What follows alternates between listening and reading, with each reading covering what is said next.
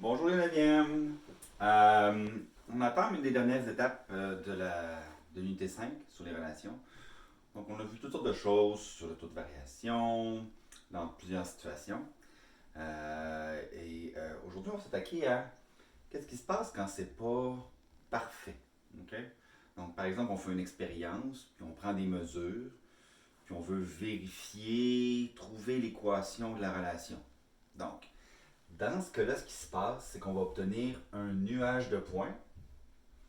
Et nous, ce qu'on va faire, c'est qu'on va venir tracer la droite la mieux ajustée. OK? En anglais, on dit the best fit curve. Il faut faire attention. Des fois, j'utilise le mot courbe, puis ça peut être une droite. OK? Le mot courbe, c'est en général pour toutes les fonctions. OK? Donc, hier, je regardais dans ma vidéo où je courais, tout ça, je disais, la courbe fait ci, puis là, je disais, ouais, mais je dois les ça va les mélanger. Ce que je veux dire, c'est que quand on parle de courbe, ça inclut aussi les droites. C'est un peu mêlant, là, OK? Mais toutes les fonctions que tu vas voir jusqu'en 12e année, on appelle ça une courbe. D'accord? Euh, donc, ici, ce qu'on va faire, c'est une expérience. D'accord? Puis là, je vais te donner des exemples plus tard, je vais en faire à l'extérieur aussi. Mais en général, ce qui arrive, c'est que tu vas avoir, évidemment, une variable dépendante. Mettons que je prends, je sais pas moi, la hauteur. OK? Je mesure quelque chose, OK? En fonction du temps, en minutes. OK? Là, tu peux imaginer plein de choses. Là, je vais te montrer des exemples après. Mais là, il faut comprendre que c'est pas précis comme quand on fait quelque chose comme, je sais pas moi, le salaire de quelqu'un. OK? Donc, quand on fait le salaire de quelqu'un, on le sait que ça commence à 0,0. Puis là, tu gagnes 12,50$ à chaque heure. Fait que là, ça monte précisément selon une droite. Mais quand on fait des expériences, c'est pas nécessairement ça qu'on a. OK? On peut commencer une expérience, partir notre chronomètre, puis là, prendre des mesures. OK? Tu en as peut-être déjà fait en sciences. Donc, c'est pas tout le temps précis. Et là, on va chercher, voir s'il n'y aurait pas quand même une relation qu'on peut trouver là-dedans. Donc, je commence une expérience, puis là, j'ai un tableau de valeurs que je vais venir mettre dedans. OK? Et donc, je prends mes notes, je viens placer mes points dans mon graphique. Ça va être important de commencer à 0,0 ici. Là. Et ça va être important aussi que tout soit gradué de façon uniforme. On ne peut pas faire un saut de 5, après ça un saut de 10, un saut de 2, un saut de 10, 14, 2. Non, non. Si tu fais des sauts de 2 ici, il faut que ce soit 2 partout. Si tu fais un saut de 10 ici, il faut que ce soit un saut de 10 partout. Parce que sinon, ça ne voudra plus rien dire, ton graphique. OK? Donc, ça va être la même chose ici. OK? Là, j'ai pas fait un exemple précis que je vais en faire après, mais sache que quand on veut faire notre droite la mieux ajustée, OK? Ce qu'on va faire, c'est qu'on va chercher une tendance. En 9e année, ce qu'on fait, c'est juste visuellement. Si tu prends un cours de 12e année, il y a un cours de statistique qui va te faire le calcul exact. Puis si tu regardes dans Excel ou dans Google Sheets, il y a une façon de calculer automatiquement aussi pour le faire. D'accord? Mais en 9e année, ce qu'on te demande, c'est de faire la droite qui passe par les meilleurs points. Faites attention, par exemple. Plusieurs choses. Le but, c'est pas de prendre 2 points exactement dessus, là. OK? C'est pas nécessaire de faire ça. OK? Donc, on veut avoir une droite qui représente le mieux la courbe. Moi, je dirais c'est à peu près ça. Et ça se peut, écoute-moi bien, ça se peut très bien que la droite ne passe par aucun de tes points. Je répète, ça se peut que ta droite ne passe par aucun de tes points. OK? Donc, c'est juste la tendance qu'on veut observer. Donc, j'ai ça ici. OK? Tout c'est un exemple. Justement, ma droite, là, elle touche à aucun de mes points. Ça n'est pas grave du tout. D'accord? Donc là, il faut que tu comprennes que ça, j'ai parti de ça d'un tableau de valeurs. Là. OK? Donc, je sais pas, moi, j'avais T ici, puis H ici. OK? Puis j'avais des données, je les ai mis ici. D'accord? J'ai tracé ma droite. Maintenant, il faut que je trouve l'équation de ma droite. Ouais?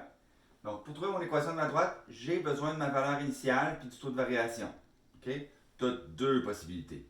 Si tu es capable de trouver ta valeur initiale ici, OK? Puis tu es capable de la lire assez précisément, tu pourrais prendre ça comme ta valeur initiale, OK? Mais tu sais que tu as une autre manière de le faire. Donc, là, ce qu'il faut comprendre, c'est qu'on ne prend plus du tout le tableau de valeur. C'est pas ça qu'on va faire. Ce qu'on va faire, c'est qu'on va prendre 2 points sur ta droite. OK?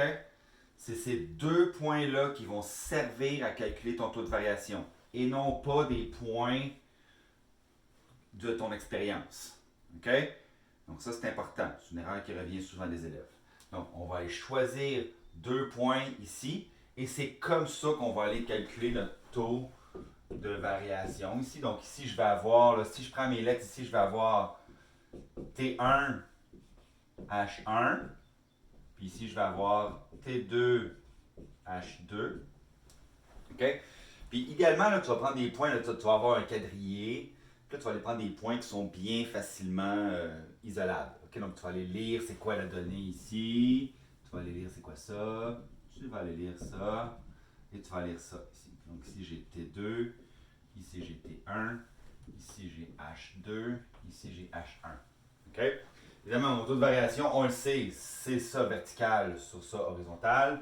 Donc, ça va donner H2 moins H1 sur T2 moins T1. OK?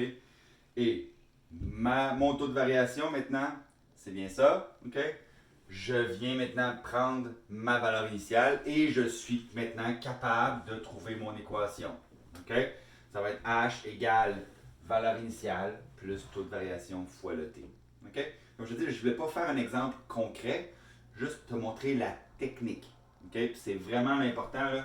Il y a 2 erreurs souvent des élèves. Okay? Premièrement, ils vont prendre les données qui sont ici pour aller calculer. Mais tu ne peux pas faire ça parce que le taux de variation entre chaque point n'est pas constant. Parce que si tu fais ça, c'est comme si tu avais fait connect the dots. C'est comme si tu avais dit ah, ok, ma relation a fait tchic, tchic, tchic, tchic, tchic, tchic, tchic, tchic, tchic. OK? Donc, toutes sortes d'affaires comme ça. Mais si tu prends ces 2 points-là, le taux de variation, il est comme ça. Si tu prends ces 2 points-là, le taux de variation, il est comme ça. Si tu prends ces 2 points-là. Donc, tu ne peux pas prendre 2 points comme ça ici. OK? Tu ne peux même pas dire, je vais prendre le premier puis le dernier. Ça ne veut pas dire que c'est des meilleurs points que d'autres. OK? Donc, ce qu'on fait, c'est que on trace la droite, puis on vient prendre des points sur la droite. D'accord? Très important. OK. Ensuite, dernière petite chose avant d'aller faire des exemples.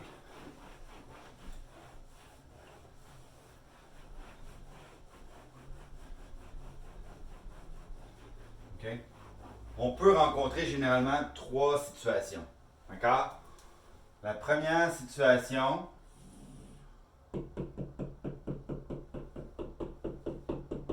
OK? J'ai une relation avec un taux de variation positif. Donc, il y a une relation. Et plus la variable indépendante augmente, plus la variable dépendante augmente. OK? Donc, avec un TV positif.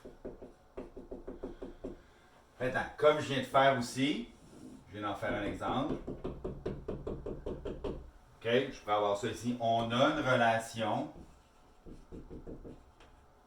avec un TV positif. Négatif, excusez.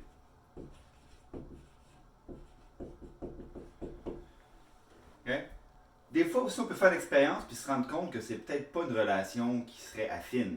Donc ça, c'est l'autre possibilité. J'ai dit qu'il y en avait 3, mais je vais en acheter une 4e. Supposons que je fais une expérience, puis mes points ils font ça comme ça, là. OK?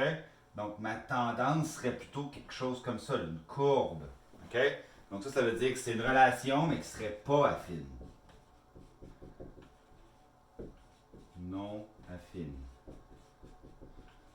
OK? Vous allez voir un exemple tout à l'heure, ça pourrait arriver. Et deuxième chose qui pourrait arriver, tu fais une expérience et voici ce que tu obtiens.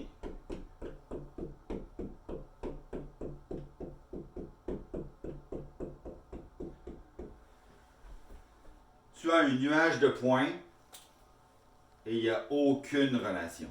Ça va? Donc ça, c'est vraiment comme si je te disais, j'avais fait l'expérience entre le dernier chiffre du code postal de quelqu'un, puis l'âge de sa mère. OK? Il n'y a aucun lien entre les deux. Là. Je mettais ça dans un graphique, là, ça donnerait toutes sortes de points comme ça. Il n'y aurait aucune relation. Donc, dans le fond, là, il n'y a aucune relation. C'est bon? C'est un petit peu résumé. Maintenant, on va aller faire une deuxième vidéo pour aller voir ça avec des exemples plus concrets.